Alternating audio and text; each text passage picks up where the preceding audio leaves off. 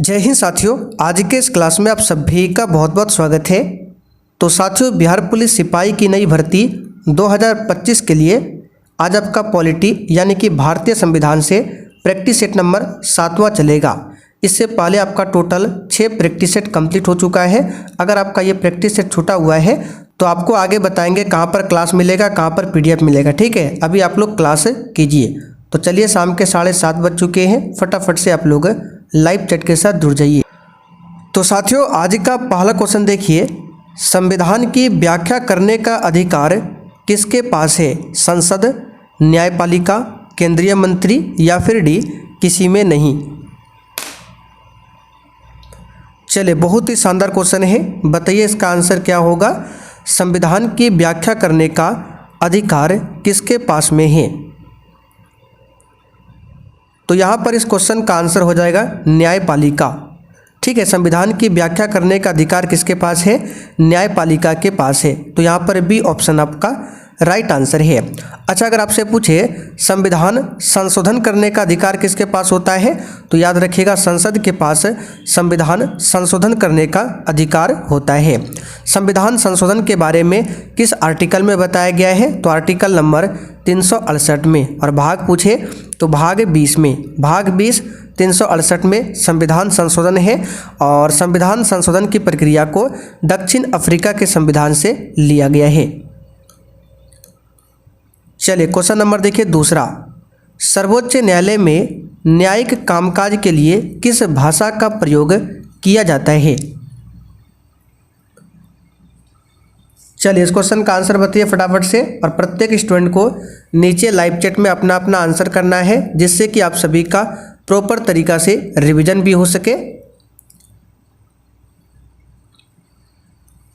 तो यहाँ पर इस क्वेश्चन का आंसर क्या होगा? तो सर्वोच्च न्यायालय में न्यायिक कामकाज के लिए कौन सी भाषा का प्रयोग होता है? तो इसका आंसर हो जाएगा आपका बी ऑप्शन अंग्रेजी। ठीक है, यहाँ पर बी ऑप्शन आपका सही जवाब हो जाएगा, अंग्रेजी भाषा का प्रयोग किया जाता है। ठीक है, तो आंसर यहाँ पे क्या होगा? अंग्रेजी भाषा। अच्छा, सर्वोच्च न्यायालय की बात करें, यहाँ से क्वेश्चन बनता है कि सर्वोच्च न्यायालय की स्थापना कब हुई थी? तो याद रखिएगा 28 जनवरी 1950 को। 28 जनवरी 1950 को सर्वोच्च न्यायालय की स्थापना होती है, जो कि वर्तमान में दिल्ली में है। अच्छा, जो ब्रिटिश समय में सर्वोच्च न्यायालय की स्थापना हुई थी वो कब हुई थी? तो 1774 में। जो रेगुलेटिंग एक्ट था 1773, इसी एक्ट के तहत 1774 में कलकत्ता में सुप्रीम कोर्ट की स्थापना होती है। और उस सुप्रीम कोर्ट के प्रथम मुख्य न्यायाधीश कौन बने थे? एलिजा इम्फे। भारत में न्यायपालिका है स्वतंत्र, संसद के अधीन, अधीनस्थ न्यायालय या फिर निर्वाचन आयोग। चलिए, आप लोग डेली क्लास को अटेंड कीजिए, बताइए इसका आंसर क्या होगा। भारत में न्यायपालिका है। तो हम सभी जानते हैं कि भारत में न्यायपालिका जो है वो स्वतंत्र है। क्या है? स्वतंत्र है। यहाँ पर ए ऑप्शन आपका सही आंसर है, ध्यान रखिएगा। अगला क्वेश्चन देखिए, भारत में कुल कितने उच्च न्यायालय हैं? चलिए, बताइए क्वेश्चन 4 के लिए आंसर क्या होगा। और जो भी साथी चैनल पर पहली बार आए हैं, आप लोग पॉलिटी क्लास बिल्कुल शुरुआत से कीजिए। ये आपका 7वां प्रैक्टिस सेट है और आपका सब्जेक्ट वाइज क्लास भी स्टार्ट हो चुका है, जिसमें ज्योग्राफी में लगभग 7 प्रैक्टिस सेट, साइंस में लगभग 16 से 17 प्रैक्टिस सेट आपका कंप्लीट हो चुका है। ठीक है, ये सब कहाँ पर मिलेगा? जो आपका हो चुका है तो इस बिहार पुलिस के बैच में मिल जाएगा। ये व्हाट्सअप नंबर है, इसे आप लोग नोट कर लीजिए और क्लास खत्म होने के बाद इस पर मैसेज करके आप लोग बिहार पुलिस के बैच के बारे में जानकारी ले सकते हैं। तो भारत में कुल कितने उच्च न्यायालय हैं? तो वर्तमान समय में भारत में टोटल 25 उच्च न्यायालय है। ऑप्शन सही कर लीजिए, क्या होगा? 25 उच्च न्यायालय है। अब यहाँ से बहुत सारे क्वेश्चन बनेंगे, आइए आपको बताते हैं। चलिए, तो भारत में कितने उच्च न्यायालय हैं? 25 उच्च न्यायालय हैं। अब क्वेश्चन बनेगा कि बताइए सबसे बड़ा उच्च न्यायालय कौन सा है? तो याद रखिएगा सबसे बड़ा उच्च न्यायालय आपका हो जाएगा कौन सा? इलाहाबाद उच्च न्यायालय। इलाहाबाद उच्च न्यायालय। ठीक है, न्यायाधीशों की संख्या में सबसे बड़ा उच्च न्यायालय पूछे तो इलाहाबाद उच्च न्यायालय है। लेकिन क्षेत्रीय अधिकार में सबसे बड़ा हाईकोर्ट पूछे तो वो आपका है गुवाहाटी हाईकोर्ट। गुवाहाटी उच्च न्यायालय, जिसको बोलते हैं गुवाहाटी हाई कोर्ट, ये क्षेत्रीय अधिकार में सबसे बड़ा हाई कोर्ट है, ध्यान रखिएगा। ये जो गुवाहाटी का हाई कोर्ट है, इस हाई कोर्ट के अंतर्गत में कौन कौन सा राज्य आता है, तो अरुणाचल प्रदेश इसी में आता है, असम भी आपका इसी में आता है, मिजोरम, नागालैंड, ये सब गुवाहाटी हाई कोर्ट के अंतर्गत में आता है। जैसे कि बिहार की बात करें तो बिहार का हाई कोर्ट कहाँ पर है, तो बिहार की राजधानी पटना में बिहार का हाई कोर्ट है। तो बिहार किस हाई कोर्ट में आएगा, पूरा बिहार, तो पटना हाई कोर्ट में, ठीक है। अगर उसी प्रकार आपसे पूछे कि बताइए केरल का हाई कोर्ट कहाँ पर है, तो केरल की राजधानी कहाँ पर है, तिरुअनंतपुरम, लेकिन तिरुअनंतपुरम में केरल का हाई कोर्ट नहीं है। केरल का एक शहर है एर्नाकुलम, केरल का एक शहर है एर्नाकुलम, और एर्नाकुलम में ही केरल का हाई कोर्ट है। राजस्थान का हाई कोर्ट पूछे तो जोधपुर में है, मध्य प्रदेश का हाई कोर्ट पूछे जबलपुर में है, ठीक है। आपको ये नहीं सोचना है कि जहाँ पे राजधानी होगा वहीं पर हाई कोर्ट होता है। जैसे बिहार की राजधानी पटना है तो पटना में हाई कोर्ट होगा, वैसे अलग अलग राज्यों में नहीं है, ठीक है। अब यहाँ पे देखिए आपसे क्वेश्चन पूछेगा कि अंडमान निकोबार, इसका खुद का हाई कोर्ट नहीं है, ये केंद्र शासित प्रदेश है अंडमान निकोबार, ये किस हाई कोर्ट के अंतर्गत में आता है, तो कलकत्ता हाई कोर्ट में, क्योंकि अंडमान निकोबार कलकत्ता हाई कोर्ट के नज़दीक है, तो अंडमान निकोबार आपका आएगा कलकत्ता हाई कोर्ट के अंतर्गत में। गोवा पूछे किस हाई कोर्ट में आएगा, गोवा हो गया, दमन दीव हो गया, गोवा, दमन दीव, साथ में दादर नगर हवेली, ये तीनों जो है आपका बम्बई हाई कोर्ट यानी मुंबई हाई कोर्ट के अंतर्गत में आएगा। अच्छा, लक्षद्वीप की बात करें, ये किस हाई कोर्ट में आएगा, तो जैसे कि भारत का मैप है तो यहाँ पर है लक्षद्वीप और इधर आपका तमिलनाडु है, यहाँ पर केरल है, तो ये लक्षद्वीप समूह जो है आपका किस में आ जाएगा, केरल हाई कोर्ट, और केरल का हाई कोर्ट कहाँ पर है, एर्नाकुलम में। तो लक्षद्वीप आपका कहाँ पर आ जाएगा, एर्नाकुलम हाई कोर्ट में। तो ये जो भी हम आपको बता रहे हैं ध्यान रखिएगा। अच्छा, 25 उच्च न्यायालय में सबसे पुराना उच्च न्यायालय पूछे तो कलकत्ता उच्च न्यायालय सबसे पुराना है, और सबसे नया जो बना है 25वां वो है आपका अमरावती उच्च न्यायालय। तो सबसे पुराना कलकत्ता, सबसे नया अमरावती, सबसे बड़ा पूछे न्यायाधीश की संख्या में इलाहाबाद, सबसे बड़ा क्षेत्रीय अधिकार में गुवाहाटी। तो ये सब क्वेश्चन आपको ध्यान रखना है। भारत में प्रधानमंत्री अपना त्यागपत्र किसे सौंपता है। साथियों, जिस प्रकार से ये डिस्कशन कर रहे हैं, ये जो डिस्कशन हुआ है ये सब क्वेश्चन आपको लिखा हुआ मिल जाएगा नोट्स में। कहाँ पर मिलेगा, तो बिहार पुलिस के बैच में। इसलिए आप लोग देरी मत कीजिए, हमने जो पीछे आपको नंबर बताया व्हाट्सअप नंबर, उस पर मैसेज करके आप लोग बैच के बारे में जानकारी ले सकते हैं। तो भारत में प्रधानमंत्री अपना त्यागपत्र किसे सौंपता है, बताइए। इसका आंसर हो जाएगा राष्ट्रपति को। अच्छा, राष्ट्रपति की बात करें तो राष्ट्रपति को शपथ कौन दिलवाता है, तो याद रखिएगा सुप्रीम कोर्ट का जो मुख्य न्यायाधीश है यानी चीफ जस्टिस ऑफ इंडिया, ये राष्ट्रपति को शपथ दिलवाते हैं। किस आर्टिकल में राष्ट्रपति शपथ के बारे में है, तो आर्टिकल नंबर 60 में राष्ट्रपति शपथ के बारे में है। अच्छा, उपराष्ट्रपति को शपथ कौन दिलवाएगा, तो भारत के राष्ट्रपति उपराष्ट्रपति को शपथ दिलवाएगा। राज्यपाल को शपथ कौन दिलवाएगा, देखिए राज्यपाल की नियुक्ति भले ही राष्ट्रपति करेगा, लेकिन राज्यपाल को शपथ कौन दिलवाएगा, तो जिस राज्य का राज्यपाल होगा तो उस राज्य में जो हाई कोर्ट होगा, हाई कोर्ट के मुख्य न्यायाधीश राज्यपाल को शपथ दिलवाते हैं। अच्छा, सुप्रीम कोर्ट के जो CJI होते हैं यानी मुख्य न्यायाधीश होते हैं, उनको शपथ कौन दिलवाता है, तो भारत का राष्ट्रपति। कौन, भारत का राष्ट्रपति। अच्छा, अगर आपसे पूछे कि बताइए लोकसभा अध्यक्ष का शपथ होता है या फिर नहीं होता है, तो याद रखिएगा लोकसभा जो अध्यक्ष होता है वो शपथ नहीं लेता है। क्यों, क्योंकि संसद के सदस्य के रूप में पहले ही शपथ ले लेता है, बाद में अध्यक्ष बनता है। लोकसभा का जो अध्यक्ष होता है वो संसद का ही सदस्य होता है, और संसद के सदस्य के रूप में ही पहले ही शपथ ले लेता है, इसलिए बाद में जब अध्यक्ष बनता है तो दोबारा शपथ नहीं लेता है। तो यहाँ से क्वेश्चन बार बार एग्जाम में पूछता है कि बताइए लोकसभा का अध्यक्ष शपथ किससे लेता है, तो याद रखिएगा लोकसभा का अध्यक्ष शपथ नहीं लेता है। राज्यपाल राज्य में किसका प्रतिनिधि होता है। देखिए, जिसको भी पॉलिटी थोड़ा सा हार्ड लगता है, आप लोग क्या कीजिए, जो भी हम एक्स्ट्रा डिस्कशन करते हैं उस पर ध्यान दीजिए, सिर्फ क्वेश्चन आंसर मत कीजिए, ठीक है। और इसके लिए हम जो डेली आपको बूस्टर जीके देते हैं बिहार पुलिस के बैच में, उसको फॉलो कीजिए। तो राज्यपाल राज्य में किसका प्रतिनिधि करता है, तो सिंपल सा क्वेश्चन है केंद्र सरकार का। क्योंकि राज्यपाल की नियुक्ति कौन करता है? भारत के राष्ट्रपति करते हैं, लेकिन राष्ट्रपति अपने मन से नहीं करता है, प्रधानमंत्री यानी केंद्र सरकार के कहने पर ही राष्ट्रपति राज्यपाल की नियुक्ति करता है। तो राज्यपाल राज्य में केंद्र सरकार का प्रतिनिधि करता है। राज्यपाल के बारे में आर्टिकल नंबर 153 में बताया गया है। राज्यपाल की नियुक्ति राष्ट्रपति करते हैं, यह आर्टिकल नंबर 155 में बताया गया है। और राष्ट्रपति के बारे में आर्टिकल 52 में, उपराष्ट्रपति के बारे में आर्टिकल 63 में। उपराज्यपाल की नियुक्ति कौन करता है?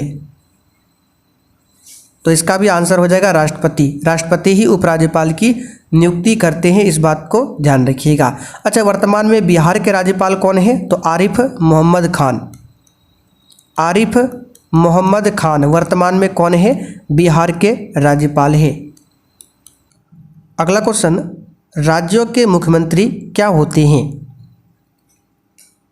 अब देखिए, ये क्वेश्चन थोड़ा सा कन्फ्यूजन वाला क्वेश्चन है। आइए आपका कन्फ्यूजन दूर करते हैं। तो देखिए, राज्यों के मुख्यमंत्री जो है आपको ध्यान रखना है, ये नियुक्त होते हैं। क्या होते हैं? नियुक्त होते हैं। और मुख्यमंत्री की नियुक्ति कौन करता है? तो राज्यपाल करता है। कौन करता है? राज्यपाल। फिर आप लोग कहेंगे तो हम लोग जो चुनकर भेजते हैं, तो देखिए हम लोग मुख्यमंत्री के लिए चुनकर नहीं भेजते हैं, हम लोग विधानसभा के सदस्य के रूप में चुनकर भेजते हैं। मान लीजिए कोई भी कैंडिडेट को अगर मुख्यमंत्री बनना है तो कहाँ से बन सकता है? विधानसभा के सदस्य या फिर विधान परिषद के सदस्य मुख्यमंत्री बन सकता है। तो कोई भी कैंडिडेट जो खड़ा होता है मुख्यमंत्री चुनाव के लिए, वो विधानसभा सदस्य के रूप में। तो हम लोग जो चुनकर भेजते हैं, हम लोग निर्वाचित करके भेजते हैं विधानसभा में। फिर विधानसभा से कौन नियुक्त करता है? तो राज्यपाल। तो यहाँ पर आंसर क्या हो जाएगा? अगर मुख्यमंत्री पूछा गया है कि राज्यों के मुख्यमंत्री क्या होते हैं, तो याद रखिएगा नियुक्त होते हैं, निर्वाचित नहीं होते हैं। निर्वाचित होते हैं विधानसभा के सदस्य के रूप में, ना कि मुख्यमंत्री के रूप में। तो मुख्यमंत्री के रूप में नियुक्त होते हैं और विधानसभा के सदस्य के रूप में निर्वाचित होते हैं। तो आंसर हमको क्या लगाना पड़ेगा यहाँ पर? नियुक्त होते हैं। मुख्यमंत्री की नियुक्ति किसके द्वारा की जाती है? तो अभी हमने आपको बताया राज्यपाल। कौन?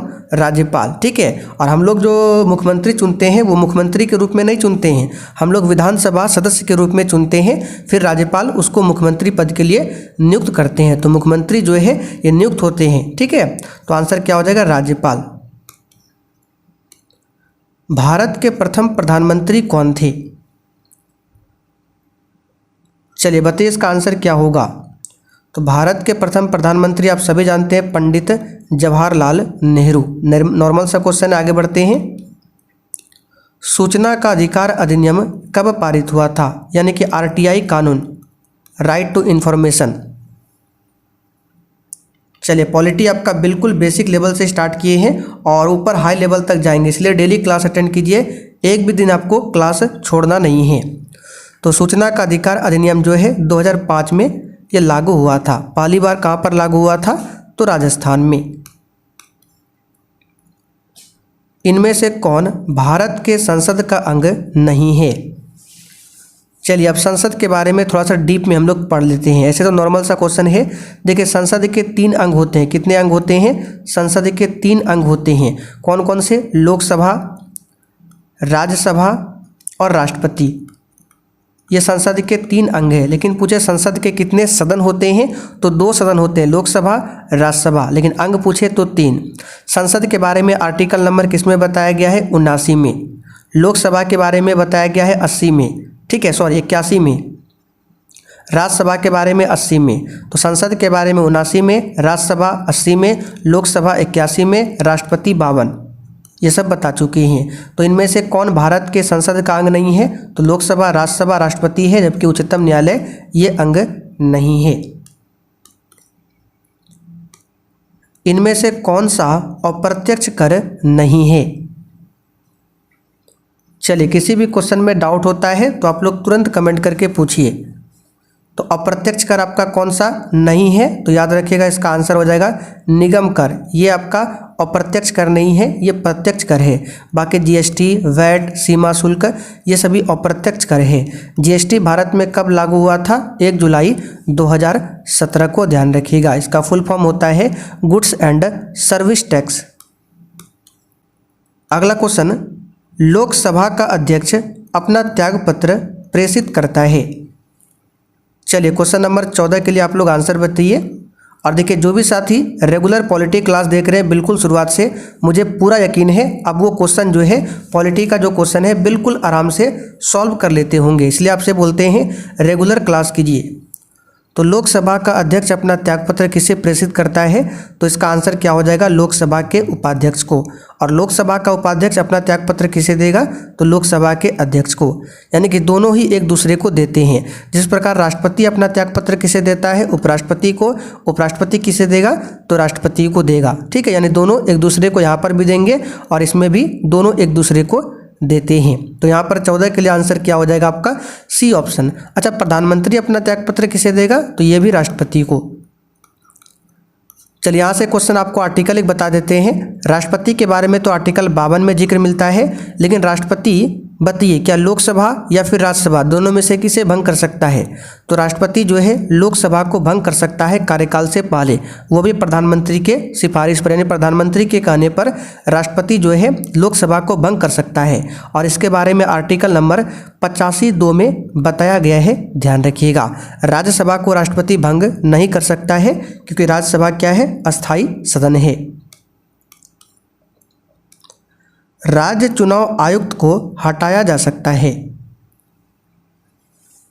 और जो भी क्लास आपका पॉलिटी में छूटा हुआ है तो ये नंबर है, इस पर मैसेज कीजिए, सब क्लास आपको मिल जाएगा। ठीक है, चाहे वो पॉलिटी का हो, ज्योग्राफी का हो, साइंस का हो, कोई भी क्लास छूटा है इस पर मैसेज कीजिए, आपको क्लास नोट्स PDF सब कुछ मिल जाएगा।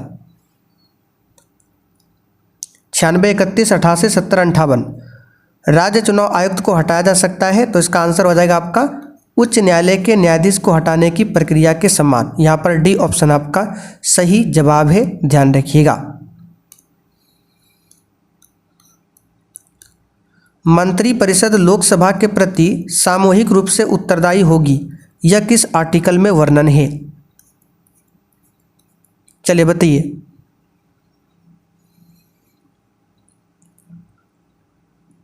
तो मंत्रिपरिषद लोकसभा के प्रति सामूहिक रूप से उत्तरदायी होता है, क्यों? क्योंकि लोकसभा के जितने भी सदस्य होते हैं उसकी नियुक्ति कौन करता है? तो राष्ट्रपति, प्रधानमंत्री के कहने पर। और इसके बारे में आर्टिकल नंबर 75(3) में बताया गया है। अच्छा, 75(1) में क्या बताया गया है? राष्ट्रपति PM की नियुक्ति करेंगे, ये बताया गया है आर्टिकल 75 में। देखिए जिस प्रकार राज्य में मुख्यमंत्री का क्या होता है? नियुक्त होता है, उसी प्रकार केंद्र में प्रधानमंत्री होता है। और प्रधानमंत्री को हम लोग डायरेक्ट नहीं चुनते हैं, हम लोग प्रधानमंत्री को लोकसभा के सदस्य के रूप में चुनकर भेजते हैं। फिर उस लोकसभा में जो बहुमत दल का नेता होता है, राष्ट्रपति उसको प्रधानमंत्री बना देते हैं। तो अगर आपसे पूछे कि बताइए प्रधानमंत्री निर्वाचित होते हैं या फिर नियुक्त होते हैं, तो याद रखिएगा नियुक्त होते हैं। किसके द्वारा? तो राष्ट्रपति के द्वारा प्रधानमंत्री नियुक्त होते हैं। और हम लोग जो चुनकर भेजते हैं, निर्वाचित करके भेजते हैं, वो लोकसभा के सदस्य के रूप में। तो आपको अब उससे गलत नहीं करना है। प्रधानमंत्री पूछे नियुक्त होते हैं, निर्वाचित नहीं होते हैं। हम लोग निर्वाचित करके भेजते हैं लोकसभा के सदस्य के रूप में, फिर राष्ट्रपति उसको नियुक्त करता है। किस समिति ने भारत के संविधान में मूल कर्तव्यों को सम्मिलित करने की सिफारिश की? ये क्वेश्चन काफ़ी बार एग्जाम में पूछा गया है। और देखिए हर एक क्वेश्चन को इसलिए हम बार बार दोहराते रहते हैं ताकि आप वो भूलें ना, ताकि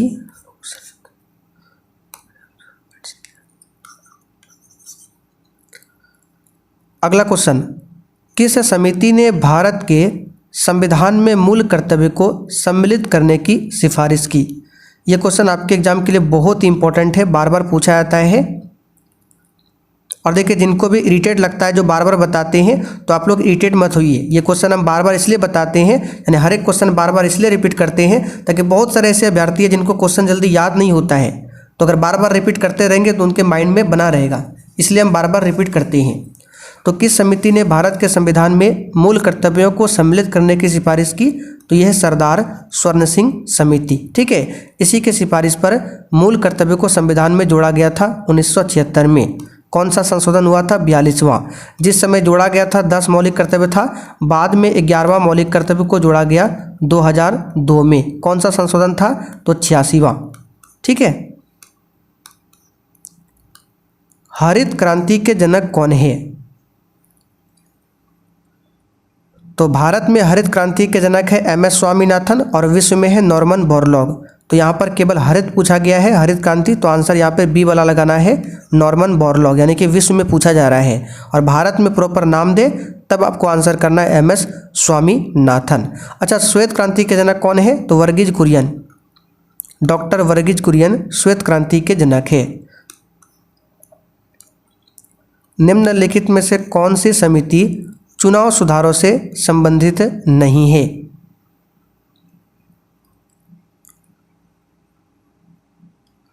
इसका आंसर है वाई के अलग समिति। ये गरीबी रेखा निर्धारण के लिए संबंधित है, वाई के अलग समिति। भारतीय संविधान की कौन सी अनुसूची राज्यसभा में राज्यों और संघ राज्य क्षेत्र के स्थान आवंटन से संबंधित है? तो टोटल 12 अनुसूचियां हैं। 12 में से जो आपका ये चौथी अनुसूची है, इसी में बताया गया है कि राज्यसभा में राज्यों और संघ राज्य क्षेत्र से कितने सदस्य जाएंगे, कहाँ पर कितना होना है, ये चौथी अनुसूची में बताया गया है।